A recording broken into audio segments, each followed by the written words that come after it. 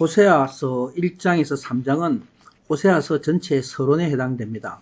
호세아 선지자가 하나님의 명령에 순종함으로 놀라운 일이 일어납니다. 바로 1장과 3장의 서론을 통해서 이스라엘에 대해서 심판과 구원의 하나님을 자기의 삶으로 계시하고 있습니다. 본장에서 하나님은 이제 집을 나가 간음하는 고멜을 향해서 호세아에게 사랑하라 말씀하십니다. 이렇게 하나님은 이스라엘에 대한 자신의 사랑을 호세아 선지자를 통해 표현하고 계십니다.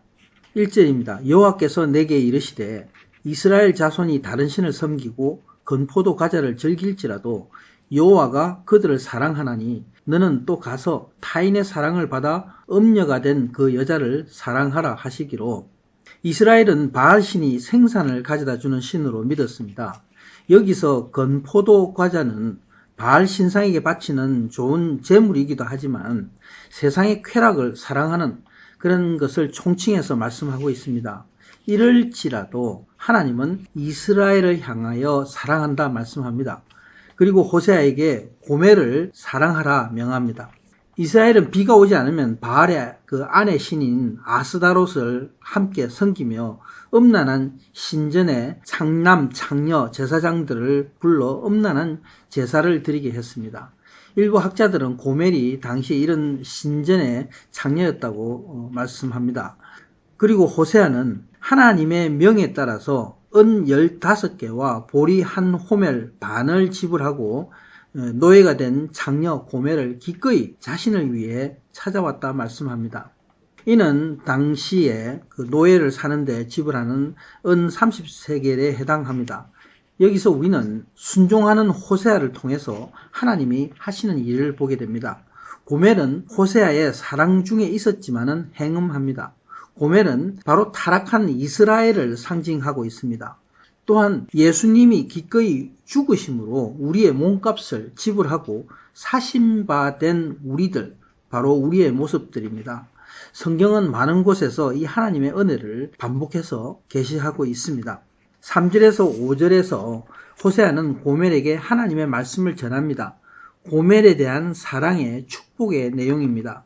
3절에 그에게 이르기를 너는 많은 날 동안 나와 함께 지내고 음행하지 말며 다른 남자를 따르지 말라. 나도 내게 그리하리라 하였노라. 고멜은 행음으로 인해 망가진 자신의 상처들을 치유해야 합니다.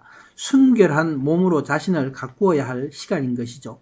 이를 위해서 많은 날 동안 연단과 훈련의 시간이 필요합니다. 인내함으로 이겨야 되는 이 축복의 시험을 거쳐야 하는 것입니다. 용서함의 은혜를 받은 우리는 정결함의 순결과 책임이 있습니다. 따라서 정결하게 되는 훈련의 시간이 필요합니다. 그래서 절제의 시간을 가지라 말씀하고 있습니다. 호세아가 고멜과 함께 합니다. 그러나 잠자리를 같이 하지 않습니다. 이것은 거룩한 헌신이죠.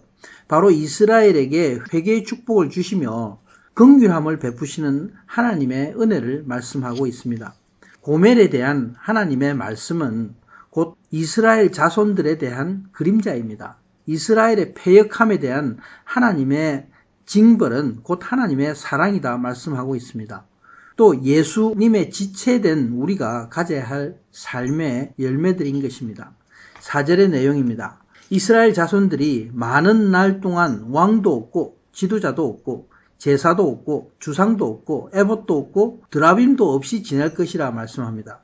많은 날 동안이란 이스라엘이 포로되어 유배된 기간을 가리킵니다. 또한 예수님이 오시기 전까지의 400년 동안 이스라엘의 흑암의 시기도 포함합니다. 그러나 진정한 의미는 이스라엘이 진정으로 예수님을 영접할 때까지의 기간을 말씀합니다. 그때까지는 왕도 없고 지도자도 없다 말씀합니다.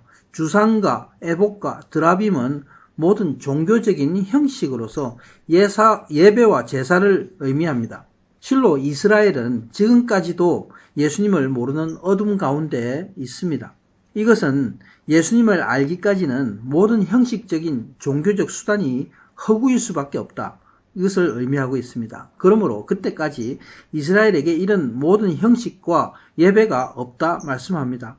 왜냐하면 온전한 예배는 진정으로 예수님을 만날 때에 이루어지기 때문인 것입니다. 이 말씀은 이스라엘뿐만 아니라 우리에게도 마찬가지입니다.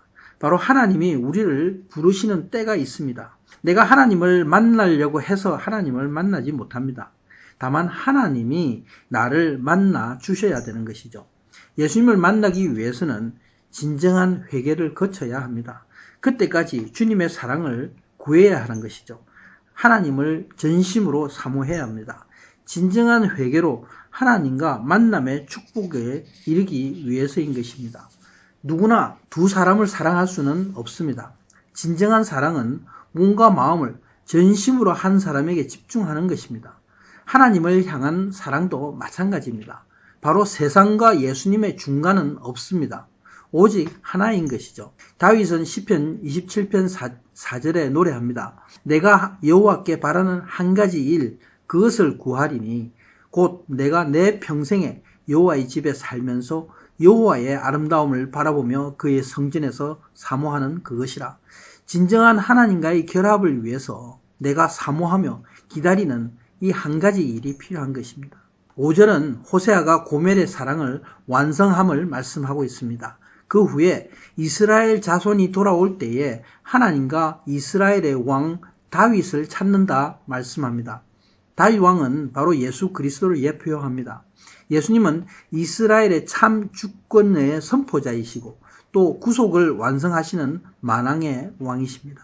그 후는 마지막 때 예수님이 다시 오심으로 구속을 완성하는 때입니다. 마지막 날에는 여호와를 경외함으로 여호와와 그의 은총으로 나아가리라 이렇게 말씀합니다. 신앙을 종교생활로 생각하는 사람들이 많이 있습니다. 아무리 매일 새벽에 기도하며 하나님께 나와도 하나님의 사랑을 알지 못합니다. 매일 하나님의 말씀을 봐도 지식으로 알면 하나님을 도저히 알 수 없습니다.